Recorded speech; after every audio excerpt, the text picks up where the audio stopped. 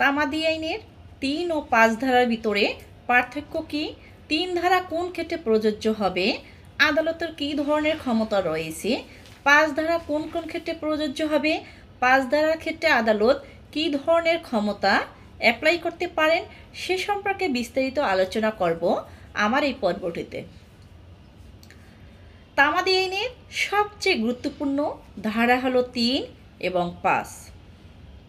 ৩ ধারা যদি আমরা পুঙ্খানুপুঙ্খানুভাবে আলোচনা করি মূল আইনের আলোকে, সেক্ষেত্রে কি যে তামাদি আইনের ৪ থেকে ২৫ ধারা এবং প্রথম তফসিলে যে তামাদি সময় নির্ধারণ করে দেওয়া হয়েছে, ওই নির্ধারিত সময় উত্তীর্ণ হওয়ার পরে কোনো ব্যক্তি যদি মামলা, আপিল, দরখাস্ত দায়ের করেন, সেক্ষেত্রে বিবাদী পক্ষ আপত্তি দেখ বা না দেখ মোকদ্দমাটি কী হবে? খারিজ হবে। অর্থাৎ তামাদি সময় শেষে কোনো ব্যক্তি যদি মোকদ্দমা, আপিল, আবেদন দায়ের করেন, উক্ত মোকদ্দমাটি খারিজ হবে। এটি আদালতের কী ধরনের ক্ষমতা? এটি আদালতের বাধ্যতামূলক ক্ষমতা। এটি ৩ ধারার বিষয়বস্তু কি? আমরা যে পুঙ্খানুপুঙ্খানুভাবে যে আলোচনা করলে ৩ এবং ৫ ধারার ভিতরে পার্থক্যকে পেয়ে যাব। ৩ ধারার বিষয়বস্তু কয়টি? ৩ ধারার বিষয়বস্তু হলো ৩টি। ধারা ৩, বিষয়বস্তু ৩, মোকদ্দমা, আপিল, আবেদন। এই ৩টি ক্ষেত্রে যদি তামাদি সময় উত্তীর্ণ হয়ে যায়, এই নির্ধারিত সময়ের পরে যদি কেউ এই মোকদ্দমা, আপিল, দরখাস্ত দায়ের করে, মোকদ্দমাটি খারিজ হবে। এটি আমাদের এখনো সংশোধন আসেনি। সংশোধন না আসা পর্যন্ত যে এই ৩ ধারা ৩টি বিষয়ের যে কথা উল্লেখ করেছেন, যে মোকদ্দমা, আপিল, আবেদন, এই ক্ষেত্রে ৩ ধারা মূল মোকদ্দমার ক্ষেত্রে প্রযোজ্য হয়ে থাকে। কারণ আপিল এবং আবেদনের জন্য নির্ধারিত সময়ে উত্তীর্ণ হয়ে গেলেও আমরা বিলম্ব মওকুফে দরখাস্ত দিতে পারি ৫ ধারার বিধান অনুযায়ী। সেক্ষেত্রে যেহেতু আমাদের সংশোধন হয়নি তামাদি আইন, আমাদের আইনে এখনও আছে যে ৩টি বিষয়ের কথা, এজন্য আমরা ৩টি বিষয়ই পড়ব। কিন্তু ৩ ধারা কোন মামলার ক্ষেত্রে প্রযোজ্য?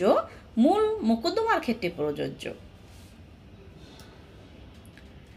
এই ৩ ধারার বিষয়বস্তু পেয়েছি। এখন আমরা যদি ৫ ধারায় যাই, কতিপয় ক্ষেত্রে সময় বৃদ্ধিকরণ, এটা হলো ৫ ধারা।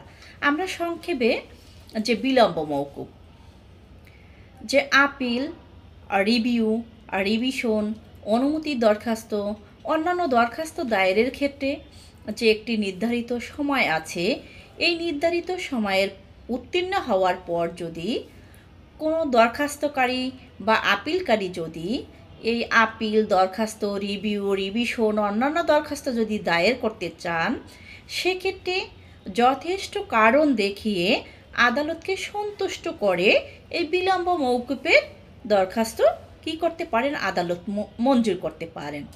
এক্ষেত্রে কোশ্চেন আসে যে কোন ক্ষেত্রে ৫ ধারা প্রযোজ্য নয়? এই মূল মোকদ্দমার ক্ষেত্রে ৫ ধারা প্রযোজ্য নয়। এই মূল মোকদ্দমার ক্ষেত্রে যদি কেউ বিলম্ব মওকুফে দরখাস্ত দেন, সেক্ষেত্রে প্রযোজ্য হবে না। যা আমরা ৩ ধারায় পড়েছি যে নির্ধারিত সময়ের পরে যদি আমরা মোকদ্দমা দায়ের করি, সেক্ষেত্রে মোকদ্দমাটি খারিজ হবে। এই জন্য মূল মোকদ্দমার ক্ষেত্রে এই বিলম্ব মওকুফে দরখাস্ত অ্যাপ্লাই হবে না। এখন যে আদালত সন্তুষ্ট হলো বা না হলো, আদালতের একান্ত মর্জি। এই আমি বিলম্ব মওকুফে দরখাস্ত দিয়েছি, এটা মঞ্জুর করা না মঞ্জুর করা আদালতের কী ধরনের ক্ষমতা? এটি আদালতের স্বেচ্ছাধীন ক্ষমতা বা বিবেচনামূলক ক্ষমতা বা ইচ্ছাধীন ক্ষমতা। আদালতের কাছে যদি সন্তুষ্ট মনে হয়, আমি যে সাফিসিয়েন্ট কজ দেখিয়েছি, যথেষ্ট কারণ দেখিয়েছি, আদালত যদি সন্তুষ্ট হন, সেক্ষেত্রে মঞ্জুর করতেও পারেন, আবার নামঞ্জুরও করতে পারেন। এটি আদালতের বিবেচনামূলক ক্ষমতা। এখন ধারা ৫টি বিষয়বস্তুর ক্ষেত্রে এই ৫ ধারা প্রযোজ্য হবে। ৫ ধারা প্রযোজ্য হবে না কোন ক্ষেত্রে? বিশেষ আইনের ক্ষেত্রে। যেটা আমরা 29 ধারায় পেয়ে থাকি তামাদি আইনের, এবং যে মূল মোকদ্দমার ক্ষেত্রে প্রযোজ্য হবে না। এই তামাদি আইনের 5 ধারা আদালতের কী ধরনের ক্ষমতা? আদালতের বিবেচনামূলক ক্ষমতা। যথেষ্ট কারণ বলতে কী বোঝায়? যে নজির অনুযায়ী হাইকোর্টের নজির অনুযায়ী আমরা অনেক পেয়ে থাকি যে সাফিসিয়েন্ট কজ বা যথেষ্ট কারণ, কিন্তু মূল বইয়ের যে ব্যাখ্যায় আমরা পেয়ে থাকি হাইকোর্ট বিভাগ কর্তৃক যে বা কোনো নির্ধারিত যদি কোনো আদেশ, প্রথা, রায় প্রদান করেন, কোনো পক্ষ যদি এই তামাদি সময় কাউন্ট করতে, হিসাব করতে যদি বিভ্রান্ত হয়, সেক্ষেত্রে সেটিকে আদালত যথেষ্ট কারণ হিসেবে গণ্য হবে। আমরা মেইন বইতে এই একটাই যথেষ্ট কারণ হিসাবে পেয়ে থাকি, আর উচ্চ আদালতের নজিরের আলোকে অনেকগুলো কারণ আমরা গাইড বইতে বা বিভিন্ন যে বাজারে যে নোটবুকগুলো পেয়ে থাকি সেক্ষেত্রে পেয়ে থাকি, কিন্তু মূল বইতে আমাদের এই একটাই কারণ আছে। তাহলে আমরা কিন্তু পেয়ে যাই যে 3 ধারা এবং 5 ধারার ভিতরে পার্থক্য কী। 3 ধারা মূল মোকদ্দমার ক্ষেত্রে প্রযোজ্য, 5 ধারা মূল মোকদ্দমার ক্ষেত্রে প্রযোজ্য না। যে 3 ধারা আদালতের বাধ্যতামূলক ক্ষমতা, 5 ধারা আদালতের বিবেচনামূলক ক্ষমতা।